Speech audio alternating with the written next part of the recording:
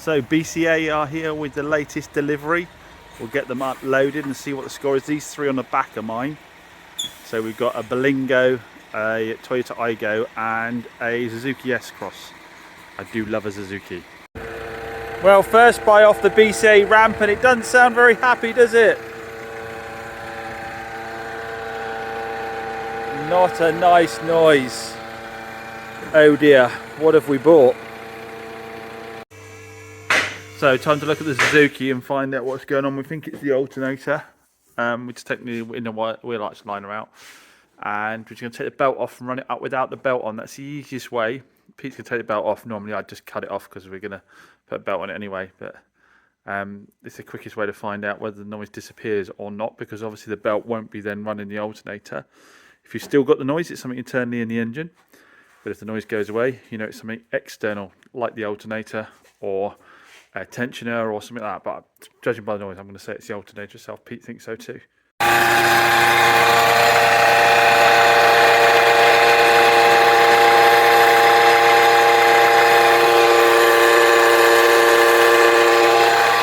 So I had to nip out, but Pete has had a run without the belt on. And has the noise gone, Pete, without the belt on? Yeah. It has. And the alternator sounds... Well, it doesn't sound very healthy, does it, Pete, you were saying? The bearing sounds terrible.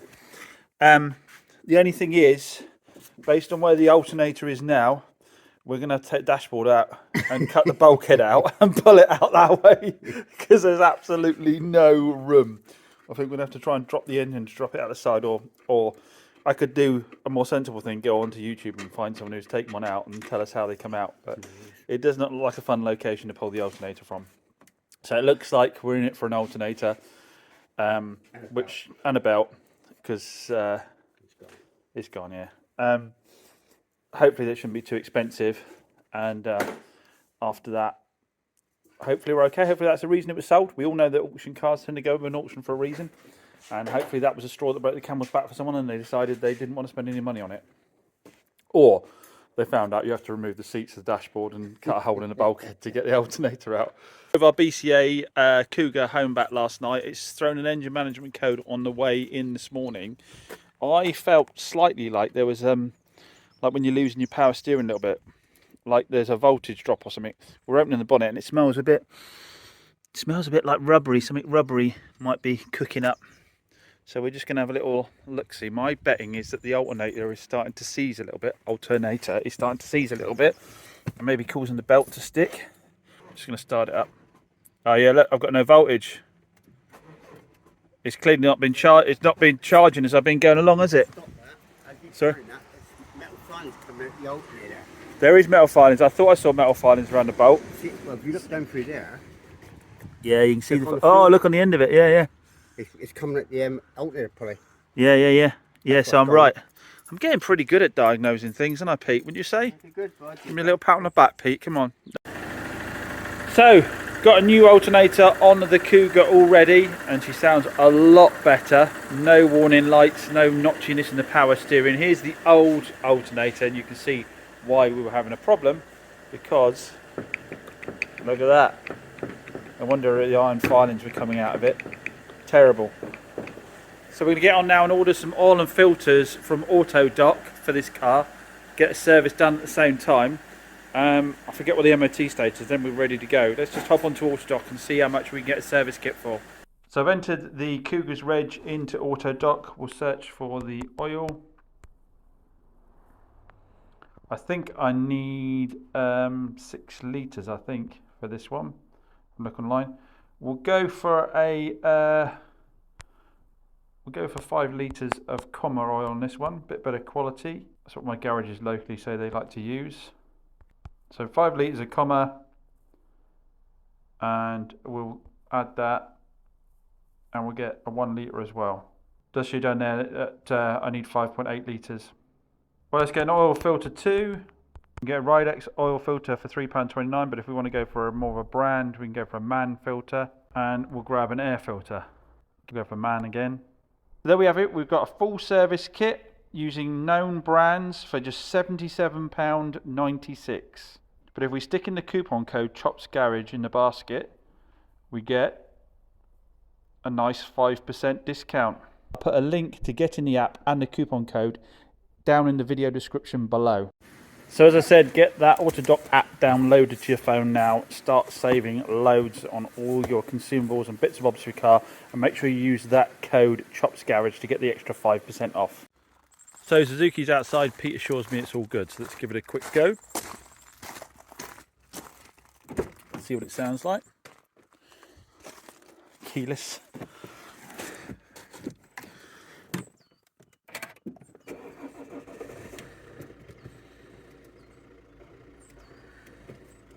A bit lumpy, but the voltage is probably a bit low on the old battery from it not charging.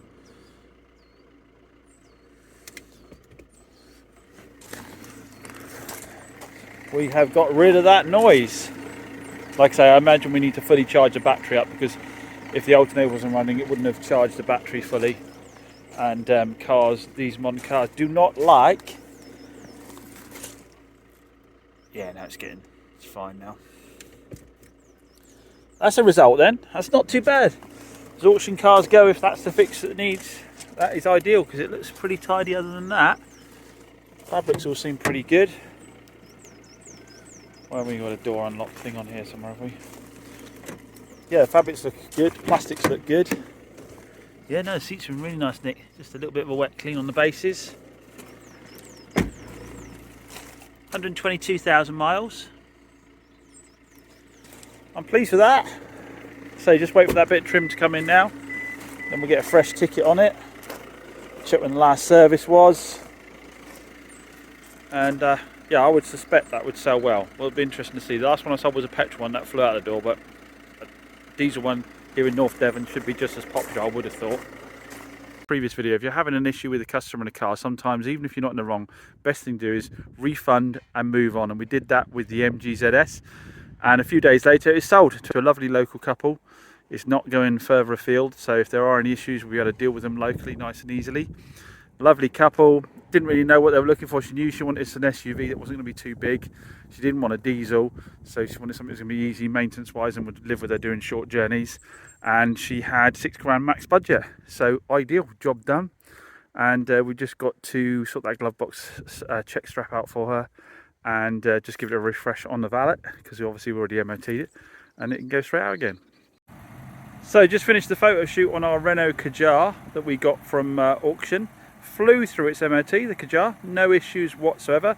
It is a full service history car. It looks like it's been really well looked after, so it doesn't surprise me. And it's buffed up really nicely as well. This colour is prone to a little bit of fade. There's a little bit on the bonnet, but you really can't get around it with this red. And obviously it's now 10 years old. Really nice spec with the full pan roof, Bluetooth, sat nav, auxiliary input, parking sensors.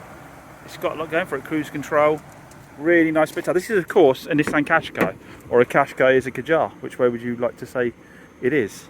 Same car underneath. This is a 1.2 petrol, turbocharged petrol, which is still punchy little engine, but good for those that aren't going to do the miles that a diesel really needs to do to stop it from getting coked up.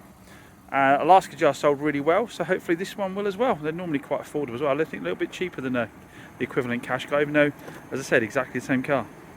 And there goes the Kadjar. Sold immediately. Off they go.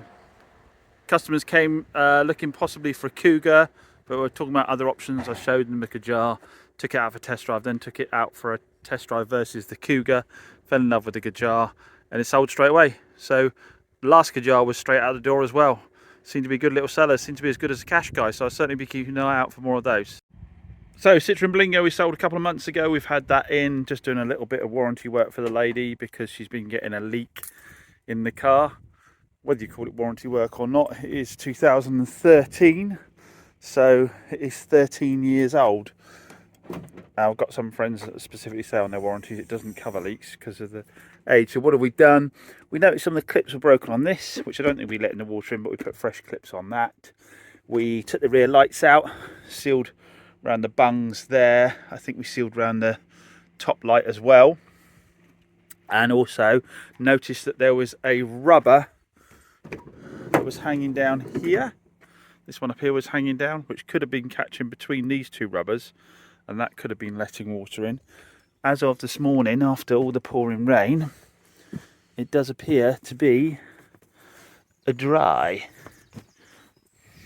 Spent a lot of time sorting out leaks on vehicles. Most of them we've been sorting before the car's gone out. We hadn't actually experienced this one having a leak before, but yeah, that seems to have done the job. So another quick turnaround. Only had it for a couple of days. Wanted to obviously keep it in the rain to make sure we could test whether it leaked or not. We'll let her know that is ready to go. Oh, we're having fun today. Had a phone call just now. Customer that had the black Nissan Qashqai. I don't know if you remember, we had a problem with the key. It was, you had told it right up to the start button, but when we put a new key in, it worked fine. Customer went away, had a problem with it again. Spoke to my key guy, said, "Oh, we've used too cheap a battery. I put a better battery in it." Did that. A few days, same issue again. He said it needs the key.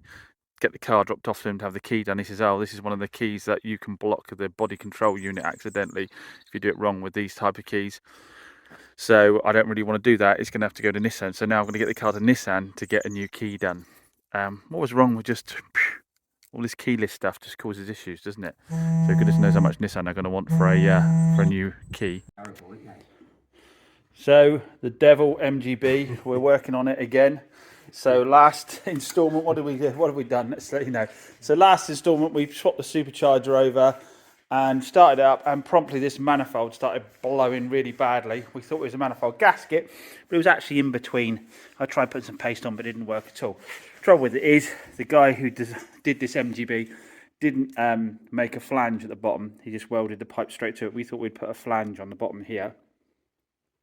So what I'm saying is, he basically welded the MGB system straight to the MX5 manifold. We thought we'd put a flange on there, but it turns out the reason he didn't do it is there's not enough room.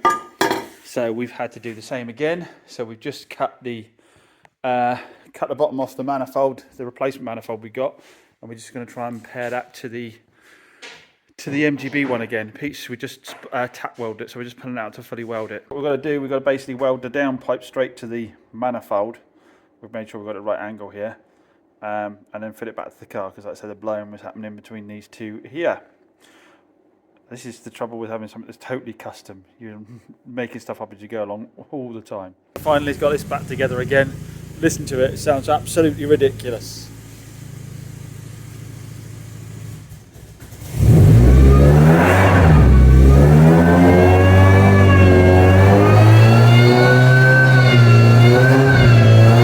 I'd show this in case no one's seen one before. It's called a toffee wheel. It's a rubber wheel. If you've got graphics you need taken off a car, but you're worried about breaking through the paint, you can use a toffee wheel.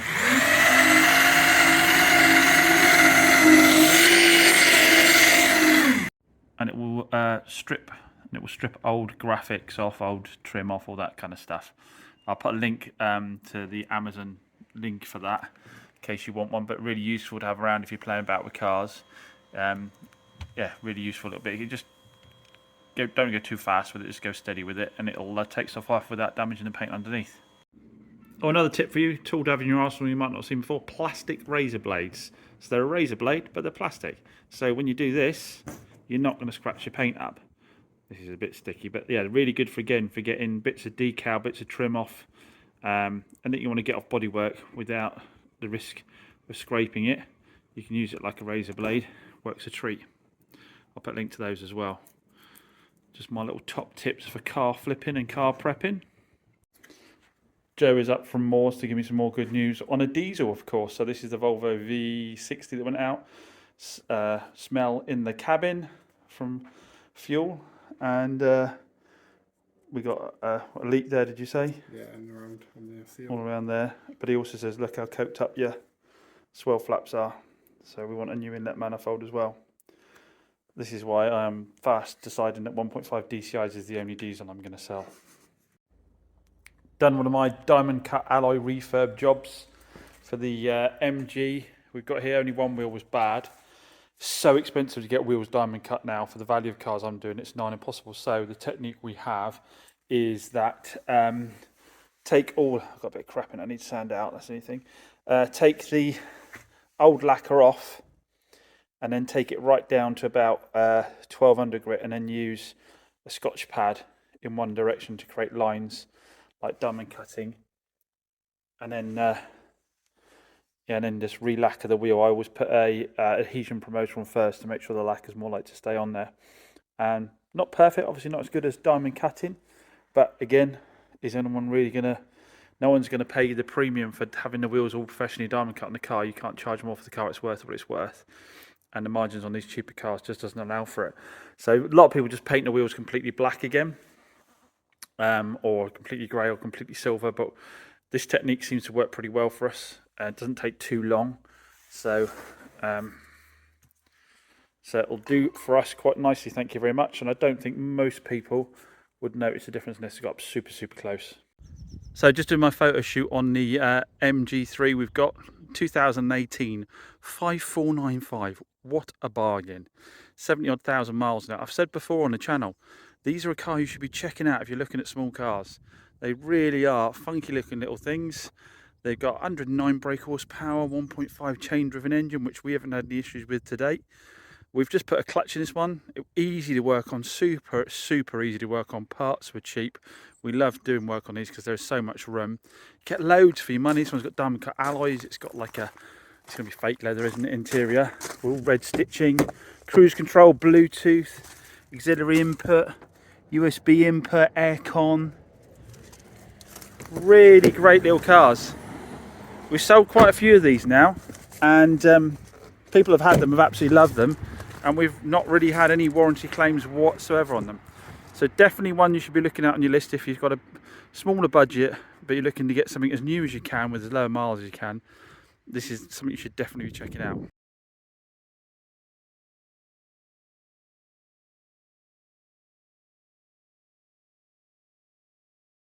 Don't forget the latest raffles are now live. You can win yourself a fantastic Porsche Boxster for just £2. And when you enter that raffle, you help support the charity Brake, which is a road safety charity. We're also raffling off an electric foldable trike. That's to help support our friend Kev, who is a disabled veteran, and he is helping support Blessma, the charity for limbless veterans. And he will be walking on his walker for 6 miles. I reckon it's going to take him about 12 hours to do it. So you can get involved in either of those raffles. I will put a link in the video description down below, or just Google Chops Garage Raffle and it'll soon come up.